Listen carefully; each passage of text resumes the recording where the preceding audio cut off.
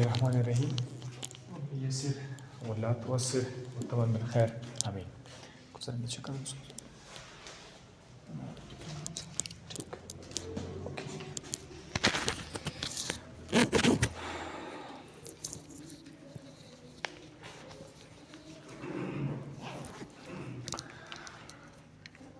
आज के दो टॉपिक है, एक है वाटर ऑफ क्रिस्टलाइजेशन और दूसरा है सोलबिलिटी। दो टॉपिक्स हैं सिर्फ। वाटर ऑफ क्रिस्टलाइजेशन किसी सॉल्यूट के साथ कितने पानी के मॉलिक्यूल्स अटैच है, उन पानी के मॉलिक्यूल्स की तादाद को वाटर ऑफ क्रिस्टलाइजेशन कहते हैं। आपको पता है क्रिस्टल एक किस्म का सॉलिड है। जैसे आप नमक उठाते हैं, नमक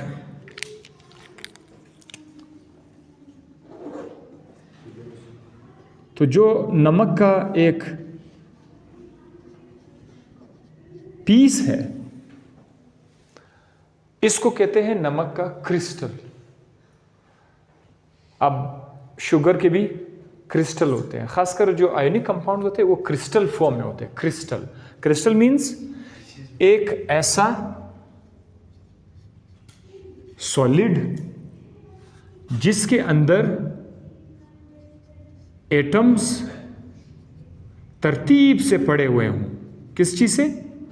तरतीब से। यानी एक एटम है, उसके साथ दूसरा एटम है, तीसरा एटम है, चौथा एटम है, यहाँ पर तरतीब से एटम्स पड़े हुए हैं। बाकायदा उन एटमों के अंदर आप डिस्टेंस मेजर करते हैं कि एक एटम और दूसरे एटम के अंदर इतना डिस्टेंस है। एंगल भी आप नोट कर सके, इतना एंगल है। तो उस सॉलिड का नाम क्या है? क्रिस्टल। ठीक है, क्रिस्टल।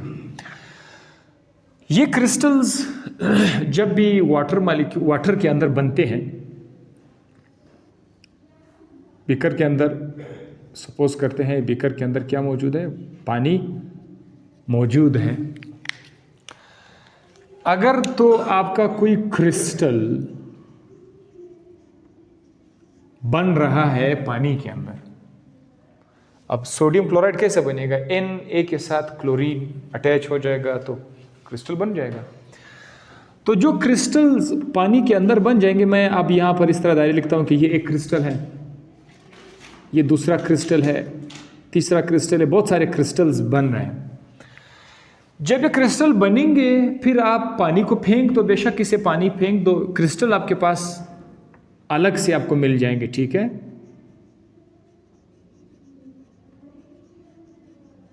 क्रिस्टल्स तो आपको मिल जाएंगे। हर क्रिस्टल के साथ कुछ ना कुछ पानी के मॉलिक्यूल्स अटैच होंगे। कभी वो एक होगा, कभी वो 3 होंगे, कभी वो 10 होंगे। तो ये जो पानी क्रिस्टल के साथ अपने आप को अटैच कर रहा है, इसके तादाद को वाटर ऑफ क्रिस्टलाइजेशन कहा जाता है।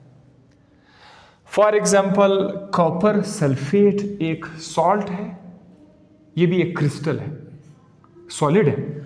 जब ये बनता है, बनते वक्त आप इसको निकालोगे तो इसके साथ 5 वाटर के मॉलिक्यूल्स अटैच होंगे।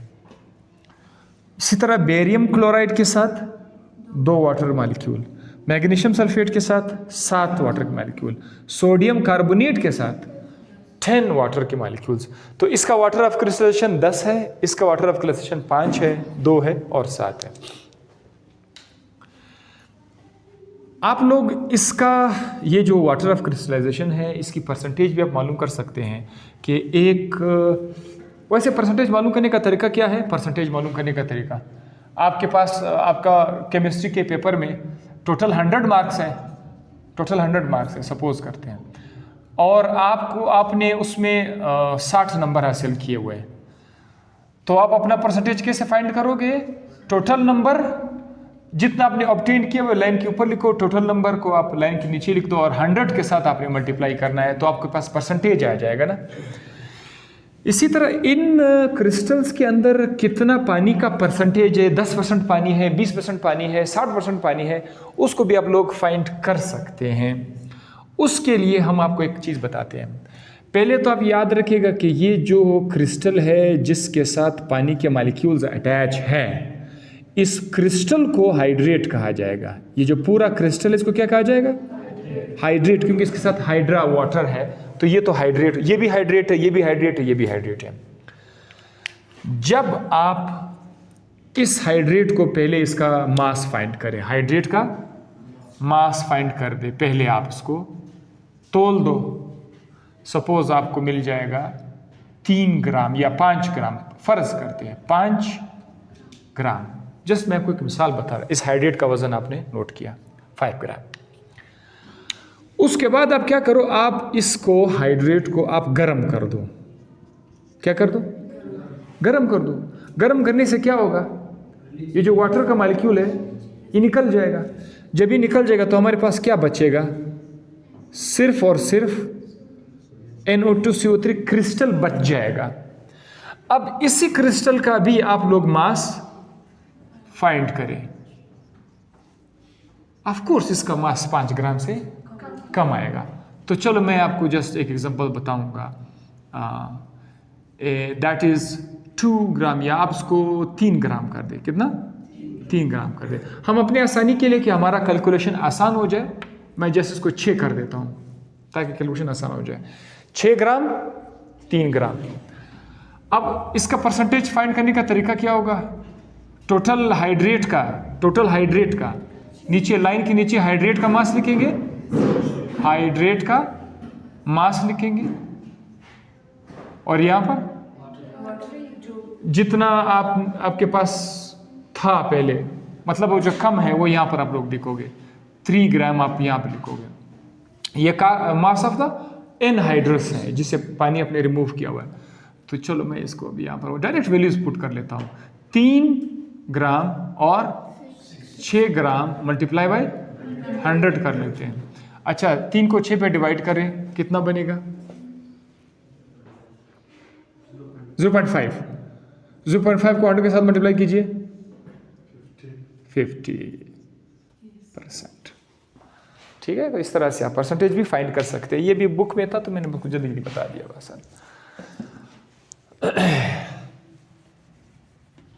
चले अब हम आ जाते हैं किसकी तरफ, नेक्स्ट टॉपिक है सॉल्युबिलिटी की तरफ। सॉल्युबिलिटी बिल्कुल डिसोल्यूशन की तरह है, जिसमें आपने पढ़ा था कि what happens in the dissolution process. इसको समझाने के लिए मैं आपको एक बीकर ले लेते हैं। इस बीकर के अंदर कोई गिवन अमाउंट ऑफ सॉल्वेंट डालते, कोई खास अमाउंट ऑफ सॉल्वेंट डालते। चले 10 ml आप सॉल्वेंट डालें। इसके अंदर हमारे पास सॉल्वेंट है, ये है आपका सॉल्वेंट। एक खास टेम्परेचर है, एक खास अमाउंट ऑफ सॉल्वेंट है, वो अपने बीकर में डाल दिया है। अब इसके अंदर आप कोई सॉल्यूट डाल दें, बाहर से क्या डालते हैं, सॉल्यूट, ये पुट कर दें इसके अंदर। थोड़ा थोड़ा डालते जाए, तजर्बा करेंगे। सपोज आपके पास सॉल्यूट 10 ग्राम है टोटल, आपके पास 10 ग्राम सॉल्यूट पड़ा हुआ है। आपने पहले क्या किया, आपने पहले सिर्फ 2 ग्राम ऐड कर दिया, तो वो जो 2 ग्राम सॉल्यूट था वो सॉल्वेंट के अंदर डिजॉल्व, और डिजोल्यूशन प्रोसेस में बता चुका हूँ कि बॉन्ड्स टूट गए, सॉल्यूट के अंदर बॉन्ड्स टूट गए, तो सॉल्यूट के छोटे छोटे कतरे में बनाऊंगा, ऐसे ऐसे। ठीक है, ये वो सॉल्यूट इसके अंदर डिजॉल्व हो गया, गायब हो गया, सॉल्युबल हो गया। अब इस सॉल्यूशन बना कि नहीं बना हमारे पास? क्यों सॉल्यूशन बना? सॉल्वेंट सॉल्यूट आपस में मिक्स हो गए, सॉल्यूशन तो बन गया और यूनिफॉर्म तरीके से वो इसमें डिजॉल्व हो गया, कुछ चैप्टर के स्टूडेंट में यूनिफॉर्म हो गया। ऐसा सॉल्यूशन के अंदर मजीद भी सॉल्यूट डालने की गुंजाइश अभी भी है, अगर आप डालो तो ऐसा सॉल्यूशन जिसके अंदर मजीद गुंजाइश हो, ऐसा सॉल्यूशन जिसके अंदर मजीद गुंजाइश हो कि वो अपने अंदर मजीद सॉल्यूट को डाल दे और वो डिजॉल्व कर ले, ऐसे सॉल्यूशन का नाम है अनसैचुरेटेड सॉल्यूशन। सो इसका अंग्रेजी वाला डेफिनेशन क्या होगा? A solution which can dissolve further solute a solution which can dissolve, a solution which can dissolve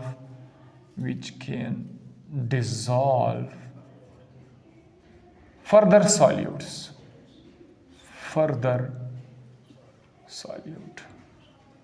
गुंजाइश है। तो जब चूंकि इसमें मजीद गुंजाइश है, हम लोग यहाँ से कुछ और सॉल्यूट इसके अंदर ऐड कर देंगे। सपोज पहले 2 ग्राम लाया था, अब आप इसके अंदर 6 ग्राम सॉल्यूट डाल दें। 6 ग्राम भी उसके अंदर क्या हो गए, डिजॉल्व हो गए। हमने 1 और ग्राम जब इसके अंदर डाला, जब हमने इसको 7 कर दिया तो 6 ग्राम तो डिजॉल्व हो गए। ये जो 1 ग्राम एक्स्ट्रा अभी आ रहा था वो क्या हुआ, वो डिजॉल्व होने के बजाय इधर बीकर के किनारे में जाकर क्या हो गया, बैठ गया। यहां पर वो क्या हो गया, हाँ वो इधर सेटल हो गया। नीचे आपको नजर भी, अगर आप हिला भी रहे हैं वो डिजॉल्व नहीं हो रहा है। तो अब हम ये कहते हैं कि सॉल्यूशन के अंदर जो गुंजाइश है वो खत्म हो गया। अब आप जितना सॉल्यूट डालोगे वो इधर नीचे बैठ जाएगा, नजर आपको आएगा, तो डिजॉल्व नहीं होगा। ऐसा सॉल्यूशन जिसके अंदर मजीद सॉल्यूट डिजॉल्व नहीं हो सकते, जिसका सारा का सारा गुंजाइश खत्म हो गया, उस सॉल्यूशन का नाम क्या है, सैचुरेटेड सॉल्यूशन। कौन सा सॉल्यूशन, सैचुरेटेड सॉल्यूशन। इसका डेफिनेशन क्या होगा, विच कैन, इधर सिर्फ not dissolve, which can not dissolve for the solute, या which have maximum amount of solute, a solution which have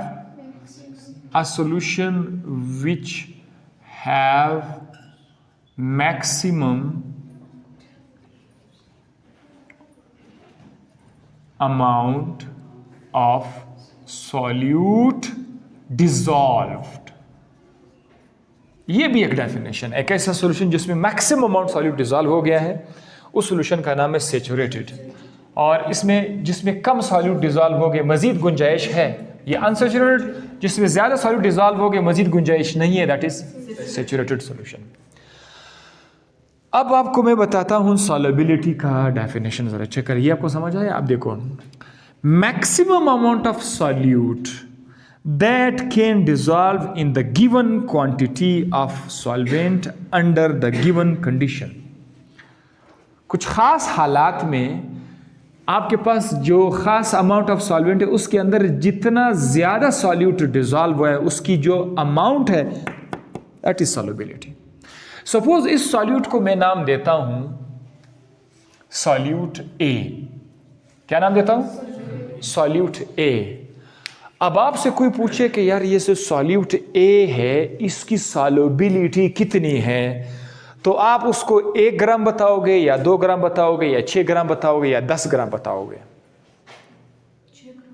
6 ग्राम बताएंगे, क्योंकि 2 ग्राम जो आपने पहले डाला था वो तो डिजॉल्व हो गया, 3 ग्राम भी डिजॉल्व हो गए, 4 भी डिजॉल्व हो गए, 6 ग्राम तक तो वो सारा का सारा डिजॉल्व हो गया। 6 के बाद वो डिजॉल्व नहीं हो रहा था। तो इस सॉल्यूट की सॉल्युबिलिटी 6 ग्राम है, हम ये कहते हैं। तो हर चीज की सॉल्युबिलिटी होती है। आप लिखो चीनी, गूगल पे कर दो सॉल्युबिलिटी ऑफ शुगर, टक एंटर, तो आपके पास आ जाएगा, वैल्यू आ जाएगी, इतना इतना इतना इतना, राइट। अब इसका यूनिट क्या है? जिस तरह वजन का यूनिट किलोग्राम है, ग्राम है, माइक्रोग्राम है, मिलीग्राम है, लेंथ का यूनिट मीटर है, किलोमीटर है, मिलीमीटर है, सेंटीमीटर है, सॉल्युबिलिटी का भी यूनिट होता है। वो जरा देखो, number of grams of solute पर सेंटीमीटर क्यूब ऑफ सॉल्यूशन, यानी ग्राम पर सेंटीमीटर क्यूब, ये उसका यूनिट है। किस चीज का यूनिट है? सॉल्युबिलिटी का। Unit of solubility is gram पर। ये पर क्यों बोल रहा हूं? ये तो जस्ट सेंटीमीटर क्यूब है। cm के ऊपर 3 सेंटीमीटर क्यूब, पर क्यों बोलता हूं? क्योंकि ये जो माइनस का निशान आएगा तो माइनस बोलेंगे, तो पर सेंटीमीटर क्यूब बोलेंगे। ग्राम पर सेंटीमीटर क्यूब, इस तरह भी लिखा जा सकता है, इस तरह भी लिखा जाए। ग्राम, इधर निशान लिख दो, ये भी ग्राम पर से, या तो अगर इस तरफ लाइन लिखेंगे तो ये ग्राम पर सेंटीमीटर क्यूब बोला जाता है, क्योंकि ये असल में ऐसा है, gram divided by centimetre cube, it's like this. So ये इसका यूनिट है। अब number of grams of solute dissolve per centimetre cube of solution. कोई सॉल्यूशन तो बनेगा कि नहीं बनेगा, उस सॉल्यूशन का आपने कितना उठाना है, कितना उठाना है, सिर्फ 1 सेंटीमीटर क्यूब ऑफ सॉल्यूशन आपने बना लिया। उस 1 सेंटीमीटर क्यूब में सॉल्यूशन में अगर आपके पास A है और B है, A का जो है इस 1 सेंटीमीटर क्यूब में 2 ग्राम डिजॉल्व हुआ है, A का 1 सेंटीमीटर क्यूब में सिर्फ 2 ग्राम डिजॉल्व हुआ है, तो हम कहते हैं कि A की सॉल्युबिलिटी है 2 ग्राम पर सेंटीमीटर क्यूब।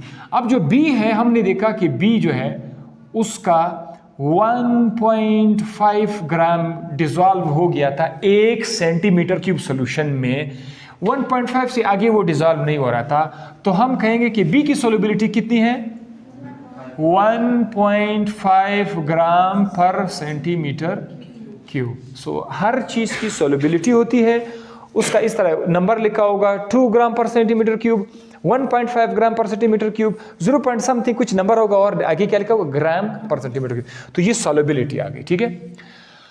दुनिया में जितने भी सॉलिड्स होते हैं उनकी सॉल्युबिलिटी एक जैसे नहीं है, मुख्तलिफ सॉल्युबिलिटीज होती है, कुछ की सॉल्युबिलिटीज बहुत ज़्यादा होती है, कुछ की सॉल्युबिलिटीज बहुत कम होती है। अब सॉल्युबिलिटी के हवाले से अगर हम आ जाए तो सॉल्युबिलिटी में हमारे पास 3 तरह की चीज़ें हैं, एक है सॉलिड, एक है लिक्विड और एक है गैस।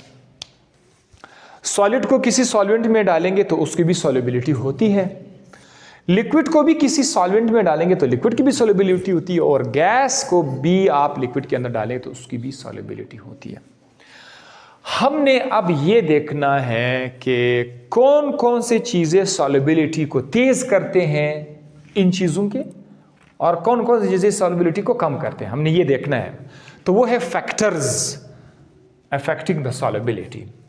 अब 2 चीज़ें हैं जो सॉल्युबिलिटी को मुतासिर करते हैं। पहला जो है वो है effect of temperature on solubility, दूसरा जो है effect of pressure on the solubility, effect of pressure on. तो टेम्परेचर और प्रेशर को देखते हैं कि इसकी सॉल्युबिलिटी पर क्या असर पड़ता है। आ जाइए, सबसे पहले आ जाते हैं फॉर सॉलिड एंड लिक्विड। अगर आपके पास कोई सॉलिड है या लिक्विड है, इनकी सॉल्युबिलिटी जनरली क्या हो जाती है, इंक्रीज हो जाती है बाय इंक्रीजिंग द टेम्परेचर। इस तरह का रिलेशन है। जो सॉलिड होते हैं, लिक्विड होते हैं, आमतौर पर इनका टेम्परेचर, इनका जो सॉल्युबिलिटी है वो टेम्परेचर से बढ़ जाए, टेम्परेचर बढ़ा दो और भी डिजॉल्व हो जाएगा। आप नमक पानी ले लें, पानी का सोल्यूशन बनाओ, सैचुरेटेड सोल्यूशन बनाओ, शुगर डाल दें, आपने देखा कहीं मज़ीद शुगर तो डिजॉल्व नहीं हो रहा है। आप शुगर डालते हैं ना, डालो डिजॉल्व होता है, एक टाइम आएगा कि मज़ीद चीनी डिजॉल्व नहीं होगा। ये कौन सा सोल्यूशन है, सैचुरेटेड हो गया। अगर आप इसको हीट करना शुरू करोगे तो फिर मज़ीद डिजॉल्व होना शुरू करेगा, मज़ीद डिजॉल्व होना शुरू करेगा। इसका मतलब क्या है, आमतौर पर जब भी आपके पास कोई ना कोई सोल्यूशन होगा, उस सोल्यूशन के अंदर होता है अनडिजॉल्व सॉल्यूट और डिजॉल्व सॉल्यूट के दरमियान एक किस्म का इक्विलिब्रियम आ जाता है। कब, जब सैचुरेशन हो जाती है। अगर आप हीट करोगे तो अनडिजॉल्व सॉल्यूट जो अभी तक डिजॉल्व नहीं है, ये क्या हो जाएंगे, डिजॉल्व होना शुरू करेंगे, इस तरफ चले जाएंगे।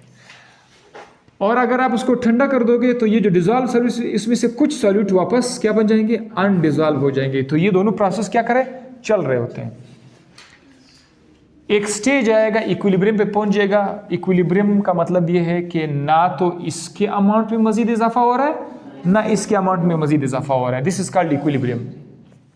सपोज आपके पास 10 ग्राम से 10 ग्राम में से 9 ग्राम जो था वो डिजॉल्व हो गया है, और 1 ग्राम जो है वो अभी भी अनडिजॉल्व है। अब ये मज़ीद 1 ग्राम से ना कम हो सकता है ना ज़्यादा हो सकता है, और ये 9 ग्राम से कम ही ना ज़्यादा हो सकता है। तो अब ये डिज़ॉल्व और अनडिज़ॉल्व के दरमियान इक्विलिब्रियम इस्टेब्लिश हो गया। अगर आप छेड़ना चाहते हो गर्म कर दो, गर्म करने से ये जो अनडिज़ॉल्व है ये भी शिफ्ट हो जाएंगे। मतलब इस तरह से ये प्रोसेस चलता रहेगा। इफेक्ट ऑफ टेम्परेचर के बाद मैं कह रहा था कि अगर आपके पास कोई सॉलिड है या लिक्विड है, उसकी सोलिबिलिटी बढ़ जाएगी टेम्परेचर बढ़ने से। ये एक आम रूल है, लेकिन इसमें अंदर कुछ एक्सेप्शंस है। क्या है? एक्सेप्शंस मास सिवाय किस किस के? अगर किसी सॉल्यूशन का heat negative heat of solution हो, ये क्या लिखा हुआ है? For some solids with negative heat of solution, उनके लिए फिर ये उल्टा हो जाता है। अगर आप टेम्परेचर बढ़ाओगे सॉल्युबिलिटी कम हो जाएगी। देखिए ये जो सोडियम सल्फेट है, सोडियम सल्फेट, इसका हीट ऑफ सॉल्यूशन क्या है? अच्छा, कल के लेक्चर में आपने पढ़ा था कि सॉल्यूशन नेगेटिव हीट भी बनाते हैं, पॉजिटिव हीट बनाते हैं। बाद सॉल्यूशन हीट को रिलीज करते हैं, बाद एब्जॉर्ब करते हैं। अगर किसी सॉल्यूशन का हीट नेगेटिव है, ऐसे सॉल्यूशन का अगर आपने टेम्परेचर बढ़ाया, टेम्परेचर आप दे रहे हैं, आप एंडो कर रहे हैं, आप हीट अंदर डाल रहे हैं, एंडोथर्मिक कर रहे हैं, लेकिन सॉल्यूशन बेचारे को क्या पसंद है? वो हीट को निकाल रहे हैं, एक्सोथर्मिक कर रहे हैं। आप इसके अगेंस्ट जा रहे हो। ये सॉल्यूशन कह रहा है कि भाई मेरा हीट एक्सोथर्मिक है, टेम्परेचर कम करोगे तो मैं कुछ गुजारा कर लूंगा, लेकिन आप क्या कर रहे हैं? आप उल्टा जा रहे हैं, आप टेम्परेचर बढ़ा रहे हो लेकिन ये एक्सोथर्मिक है। इससे क्या होगा? सॉल्युबिलिटी कम हो जाएगी। तो याद रखिएगा, सॉलिड एंड लिक्विड के लिए जनरल ये है कि अगर टेम्परेचर बढ़ाओगे सॉल्युबिलिटी बढ़ जाएगी। ये फार्मूला किसके लिए? खासकर ऐसे चीजों के लिए, ऐसे सॉलिड के लिए जिनका हीट ऑफ सॉल्यूशन पॉजिटिव हो। मिसाल के तौर पर पोटाशियम नाइट्रेट, ये जो पोटाशियम नाइट्रेट है KNO3, इसका हीट ऑफ सॉल्यूशन क्या है? पॉजिटिव है। तो अगर आप पोटाशियम नाइट्रेट को गर्म करोगे तो इसकी सोल्युबिलिटी बढ़ जाएगी, लेकिन अगर आप सोडियम सल्फेट को गर्म कर दोगे सोल्युबिलिटी कम हो जाएगी। तो इसका मतलब ये है कि हर सॉलिड टेम्परेचर बढ़ाने से सोल्युबिलिटी, हर सॉलिड का टेम्परेचर बढ़ाने से सोल्युबिलिटी बढ़ती नहीं है। देखना पड़ेगा, किस चीज को देखना पड़ेगा? हीट ऑफ सॉल्यूशन को देखना पड़ेगा। अगर किसी सॉलिड का हीट ऑफ सॉल्यूशन पॉजिटिव है, उसका टेम्परेचर बढ़ाने से सोल्युबिलिटी बढ़ जाएगी, और अगर वो नेगेटिव है तो सोल्युबिलिटी कम हो जाएगी। हाँ बिल्कुल, हमें पता है ना कि पोटाशियम नाइट्रेट का हीट ऑफ सॉल्यूशन पॉजिटिव है। आप खाली देखो, आपको अंदाजा हो जाएगा पॉजिटिव है तो ये इसकी सोल्युबिलिटी बढ़ जाएगी, लेकिन सोडियम सल्फेट की सोल्युबिलिटी कम हो जाएगी हीट टेम्परेचर देने से। क्यों? वो नेगेटिव हीट ऑफ सॉल्यूशन है। बस अब इतना याद रखना है। एक नमक है। अच्छा, नमक के साथ आप तजर्बा कर लो। आप पानी में नमक डाल दो, थोड़ा पानी में नमक डाल दो तो डिजॉल्व हो जाएगा ना, बिल्कुल गायब हो जाएगा। थोड़ा और डाल दो, और डाल दो, और डाल दो, डालते जाओ, डालते जाओ। एक टाइम आएगा कि पानी के अंदर मजीद नमक, कौन सा सोल्यूशन है ये? सेचुरेटेड सोल्यूशन है। जब नमक सेचुरेटेड हो जाएगा, आप उसको हीट दोगे, कुछ खास असर नहीं पड़ेगा। क्या? कुछ खास, हालांकि सोडियम क्लोराइड का जो हीट ऑफ सॉल्यूशन वो पॉजिटिव है, पॉजिटिव तो है लेकिन बहुत कम है, बहुत कम है, तकरीबन 3 किलो जूल पर मोल है। तो वो कह रहे हैं कि इसकी ऑलमोस्ट कांस्टेंट सोल्युबिलिटी रहेगी। तो बाज सॉल्यूट इस तरह भी होते हैं कि जिस पर टेम्परेचर का कोई असर ही नहीं होता, मतलब ना तो वो सोल्युबिलिटी को कम करते हैं ना ज़्यादा को। तो अगर आप नमक के सोल्यूशन को हीट करना शुरू करोगे, ना तो वो सोल्युबिलिटी कम हो जाएगी ना वो ज़्यादा हो। जिसकी वजह क्या है कि इसका हीट ऑफ सॉल्यूशन बहुत पॉजिटिव है लेकिन बहुत कम है, इसीलिए। हाँ, बाकी सॉल्यूट का, मैं सोडियम सल्फेट को आप ठंडा करोगे तो ये सोल्युबल हो जाएगा, इसको आप गर्म करोगे तो सोल्युबल हो जाएगा। तो ये बातें हमारे सामने आ गई। अब आ जाते हैं, टेम्परेचर का इफेक्ट करते हैं किसके ऊपर? गैसेस के ऊपर। सॉलिड और लिक्विड पर तो बता दिया। अब किस पे लाएंगे? गैसेस का देखते हैं कि गैसेस का टेम्परेचर के साथ क्या ताल्लुक है। देखिए, मैं एक कंटेनर आपके सामने लिखूंगा, उसके अंदर फिर से कोई पानी डाल के, यहां से हमारे पास फिर से एक कंटेनर है, इसके अंदर वाटर है, ये लिक्विड इसके अंदर पड़ा हुआ है, ठीक है, सॉल्वेंट वाटर है। गैस जब आप इसके अंदर डिसॉल्व करते हैं तो गैस के लिए मैं ये लिखूंगा, ये गैस के पार्टिकल्स है, ठीक है। एक गैस को मैंने इसके अंदर लाना है। जब आप गैस को लिक्विड के अंदर डिसॉल्व करोगे तो गैस कैसे डिसॉल्व होंगे कि गैस के कुछ मॉलिक्यूल्स आपस में मिल जाएंगे। क्या हो जाएंगे? आपस में मिल जाएंगे, यानी एक डॉट दूसरे के साथ और तीसरे के साथ मिल जाएंगे। आपस में क्या करेंगे? मिल जाएंगे। इस गैस के मॉलिक्यूल्स के मिल जाने को क्या कहते हैं?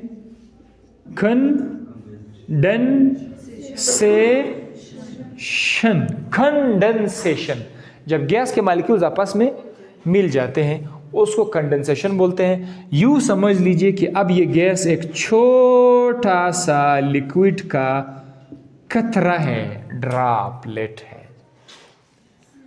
पहले तो गैस था, जब गैस के मॉलिक्यूल्स आपस में दूसरे के करीब आ जाते हैं तो उसको क्या बोलते हैं? कंडेंस हो गया। अब जब वो हम लोग इसको डिसॉल्व करेंगे तो ये कंडेंस्ड फॉर्म में पानी के अंदर आ जाएगा। सो अब मैं यहां पर गोल गोल दायरे लिखूंगा ताकि आपको पता चले कि ये क्या इसमें डिसॉल्व हुआ है। गैस इसके अंदर डिसॉल्व हुआ है। किस प्रोसेस में? कंडेंसेशन प्रोसेस के दौरान। मजे की बात जरा सुन लें। कहा जाता है कि जब भी गैस के मॉलिक्यूल कंडेंस होते हैं, जब वो कंडेंस होते हैं तो कंडेंसेशन के दौरान एनर्जी रिलीज होती है। यानी प्रोसेस क्या हुआ? एक्सोथर्मिक प्रोसेस है। कंडेंसेशन एक्सोथर्मिक प्रोसेस है, तो जो जितना ज़्यादा एक्सोथर्मिक प्रोसेस होगा उतना ज़्यादा गैस डिसॉल्व हो जाएगा, ठीक है। अगर आपने इस कंटेनर को गर्म कर दिया, ये किस चीज़ को लाइक करते हैं? एक्सोथर्मिक प्रोसेस को लाइक करते हैं। हीट रिलीज होगी तब गैस बड़े आराम से पानी के अंदर डिसॉल्व होगा। लेकिन आप फिर से उल्टा काम कर रहे हैं, उसको रिलीज हीट चाहिए लेकिन आप इधर हीट दे रहे हैं। आप ये जो हीट दे रहे हैं ये कौन सा प्रोसेस है? Endothermic process. जब आप हीट दे रहे हैं ये एंडोथर्मिक है, लेकिन उसको रिलीज है। What will happen? ये जो ड्रॉपलेट्स है ना गर्म हो जाएंगे एक किस्म में, तो ये वापस क्या करेंगे? ये पानी की सरफेस को छोड़कर फिर से गैस की शक्ल निकल जाएंगे, सोल्युबिलिटी कम हो जाएगी। जब तक गैसेस कंडेंस फॉर्म में पानी के अंदर पड़ा हुआ है सॉल्युबल है। अगर आपने इसको गर्म कर दिया तो इसकी सॉल्युबिलिटी कम हो जाएगी। लिहाजा हमने ये क्या लिखा? For gases solubility generally decrease with temperature. Temperature देने से डिक्रीज हो जाती। तो ये आपको मैंने यहां पर समझा दिया, ठीक है। अब आते हैं, दूसरा है effect of pressure on solubility. Temperature आपने समझा लिया, अब प्रेशर को देखते। प्रेशर का क्या ताल्लुक है? प्रेशर कुछ करता है या नहीं करता? सो एक बात याद रखिए, मैंने कहा था कि हम लोग जब सोल्यूशन बनाते हैं, सोल्यूशन में हमारे पास क्या चीज़ें होती है? Solid, liquid, gas.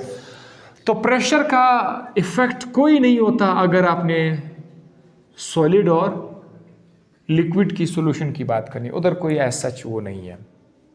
प्रेशर का कोई असर ही नहीं है सॉलिड और लिक्विड के ऊपर, उसके सॉल्युबिलिटी पर कोई असर ही नहीं है। लेकिन प्रेशर बहुत ज़बरदस्त तरीके से इफेक्ट करता है गैसेस पर, इसका अच्छा खासा इफेक्ट है। तो हमारे लिए टाइम बचत हो गया। गैस और लिक्विड को मज़ीद सॉलिड और लिक्विड को मज़ीद पढ़ने की ज़रूरत भी नहीं, क्योंकि बता दें प्रेशर का इस पर कोई असर ही नहीं है। गैस के केस में सॉल्युबिलिटी बढ़ जाती है प्रेशर को बढ़ाने से। इस ताल्लुक को बोलते हैं हेनरीज लॉ। हेनरी लॉ क्या कह रहा है कि solubility is directly proportional to the pressure of gas, partial pressure of the gas या pressure of the gas। partial pressure का लफ्ज़ जो है चैप्टर गैसेस में हम ऑलरेडी बहुत अच्छी तरीके से एक्सप्लेन कर चुके हैं, partial pressure। लेकिन आप अपने पार्शियल की तरफ नहीं जाओ, जस्ट लिख रहे प्रेशर ऑफ अ गैस। यानी क्या मतलब इसका, अगर मैंने प्रेशर, किसी गैस का प्रेशर मैंने बढ़ा दिया तो सॉल्युबिलिटी क्या हो जाएगी, बढ़ जाएगी, क्योंकि इसके दरमियान कौन सा ताल्लुक है, डायरेक्ट प्रोपोर्शनल का ताल्लुक है। इसको कौन सा लॉ कहा जाता है, हेनरीज लॉ कहा जाता है। फिर से ज़रा एक कंटेनर में लिख लेता हूँ, यहाँ पर एक छोटा सा बीकर लिख लेते हैं। इस बीकर के अंदर मैंने रखना है, क्या रखना है मैंने, इसके अंदर सॉल्वेंट मैंने रखना है, लिक्विड है, ठीक है, ये कोई लिक्विड है, राइट। और इसके ऊपर मैंने एक ढक्कन भी रख देना है, एक ऐसा ढक्कन रखना है जो कि वो कर सकता हूँ, ऊपर नीचे जा सकता हूँ, ठीक है, पिस्टन। आप इस बीकर के अंदर गैस डाल दें, थोड़ा सा गैस डाल दे, तो गैस के लिए मैं फिर से छोटे छोटे क्या लिख दूंगा, डॉट्स लिख दूंगा। ये है हमारे पास गैस। आम हालत में क्या होता है, आप पिस्टन को छेड़ो नहीं, पिस्टन ऊपर नीचे ना करो। आम हालत में होता है थोड़े बहुत गैस के मॉलिक्यूल्स जो कि इस लिक्विड के ऊपर पड़े हुए थे, वो खुद एक दूसरे के साथ मिल जाएंगे।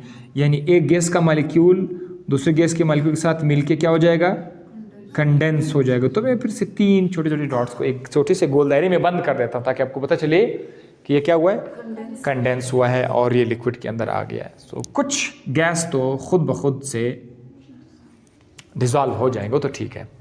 मैं यहाँ पर ये कुछ पार्टिकल्स मैं रिमूव करने जा रहा हूँ, ठीक है, यहाँ से यहाँ से यहाँ से यहाँ से यहाँ से, ताकि आपको पता चले कि वो पानी के अंदर चले गए। अभी तक हमने प्रेशर वाली कोई बात की ही नहीं थी। इस के ऊपर मैं प्रेशर बढ़ाना चाहता हूँ।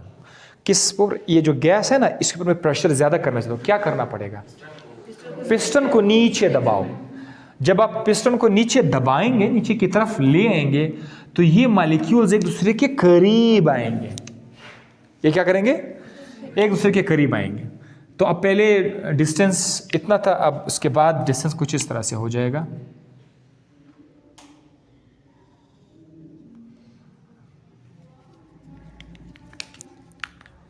ये पिस्टन मैंने थोड़ा सा नीचे लाया, ठीक है, और लिक्विड पहले से इसके अंदर तो मौजूद था।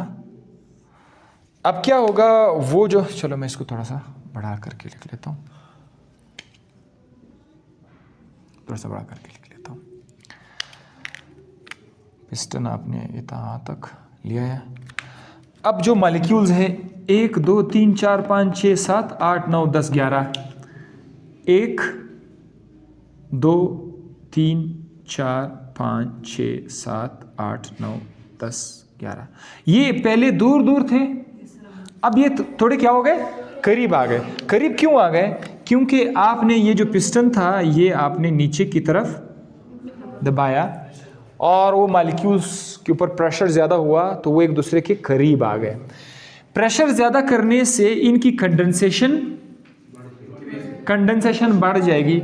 लिहाजा पहले अगर 1 कतरा 2 कतरे थे, तो अब 3 4 5, यानी आपने क्या किया, कंडेंसेशन का जो प्रोसेस था ना, कंडेंसेशन, इस प्रोसेस को आपने क्या कर दिया, बढ़ा दिया। अच्छा, और मजे की बात भी यहां पर मैं आपको बताता चलूं। ये जो लिक्विड है, ये लिक्विड वापस ये जो गैस के कतरे थे, ये वापस लिक्विड को छोड़कर बाहर आ सकता है, दोबारा से गैस की शक्ल में आ सकता है। तो मैं यहां पर क्या लिखूंगा, गैस। ये प्रोसेस फिर क्या है, जिसमें लिक्विड वापस गैस की शक्ल में बने, कौन बताएगा, लिक्विड वापस गैस बन रहा है। नहीं, इस प्रोसेस को क्या कहते हैं, ये जिस तरह गैस लिक्विड में कंडेंसेशन हो रहा है तो वापस लिक्विड का गैस में जाना, ये क्या है, कौन बताएगा? एवापोरेशन। एवापोरेशन,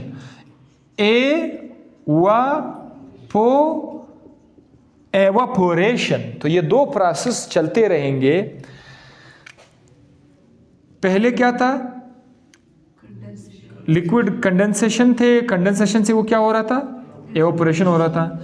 आपने प्रेशर बढ़ाया तो वापस वो एवापोरेशन से कंडेंसेशन हो गई। तो यहां पर भी कौन सा प्रोसेस है? इक्विलिब्रियम है, जिस तरह यहां पर मैंने आपको बताया था। इधर भी क्या है? इक्विलिब्रियम है। अगर आप प्रेशर बढ़ाओगे, प्रेशर बढ़ाने से किस तरफ जाएगा? कंडेंसेशन की तरफ जाएगा। प्रेशर कम करोगे तो कंडेंसेशन से एवापोरेशन की तरफ जाएगा। ये हमेशा चलता रहेगा। अब मैं आपको एक एग्जांपल बताऊंगा। कार्बोनेटेड ड्रिंक्स होते हैं ना, कोका कोला, पेप्सी वगैरह जो पीते हैं, ये जो बॉटल हम बनाते हैं ये किस पे बनाते हैं? हाई प्रेशर पर हम लोग उसको बनाते हैं। उसके अंदर पानी है और गैस होता है, ठीक है। ये देखिए, कार्बोनेट का नाम आपने सुना है? Carbonate, CO3, carbonate. पता है कोका कोला ड्रिंक, पेप्सी को कार्बोनेटेड ड्रिंक्स क्यों कहा जा रहा है? Pepsi, Coca Cola, Sprite, 7 up, ये क्या है? Carbonated drinks. इसको क्यों कहा जा रहा है कार्बोनेटेड? बिकॉज इसके अंदर क्या होता है? कार्बोनेट्स होते हैं। सोडियम कार्बोनेट, हाइड्रोजन कार्बोनेट, ठीक है, Na2CO3। ये कार्बोनेट्स इसके अंदर डाले जाते हैं। ये कमाल की चीज़ें हैं। कार्बोनेट को जब भी आप पानी में डाल देते हो ना, H2O के अंदर, तो ये वहाँ पर जाकर आपको क्या देता है? कार्बन डाइऑक्साइड गैस रिलीज करता है। कार्बन डाइऑक्साइड गैस रिलीज करता है। तो जब आप एक बोतल बनाते हैं,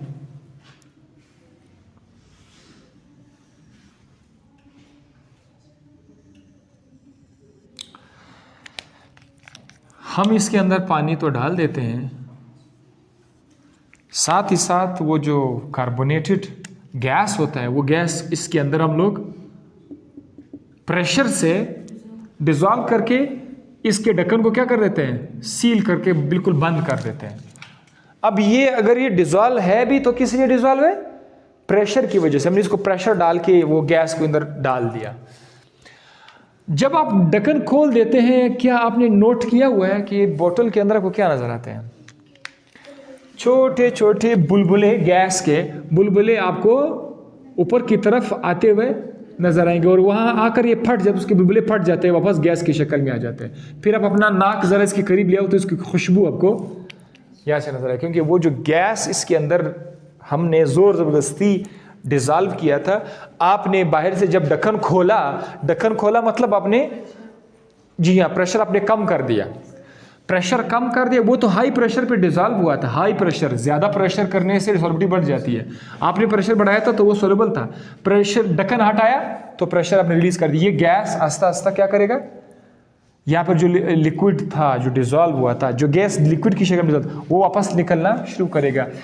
इस गैस के निकल जाने को, कार्बन डाइऑक्साइड के बाहर निकल जाने को क्या कहते हैं? इफरवेसेंस बोलते हैं। क्या बोलते हैं?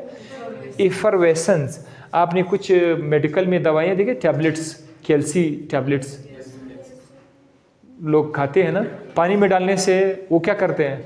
टूटना शुरू करते हैं। आप ज़रा उसके करीब अपना नाक ले आओ तो आपको उसकी खुशबू भी नज़र आएगी। वो क्या है? वो गैस रिलीज करता है मुसलसल पानी के अंदर। तो ये है एफरवेसेंस। और ये एफरवेसेंस जो कार्बोनेटेड ड्रिंक्स रिलीज करते हैं, वो सारा किस चीज़ की बुनियाद पे काम करता है? वो प्रेशर के बेस पे। आप इसको खुला छोड़ दो तो इसके अंदर जितना गैस है, कार्बोनेटेड कार्बन डाइऑक्साइड गैस है, वो सारा का सारा निकल जाएगा। और याद रखिएगा, इसका मज़ा कब होगा?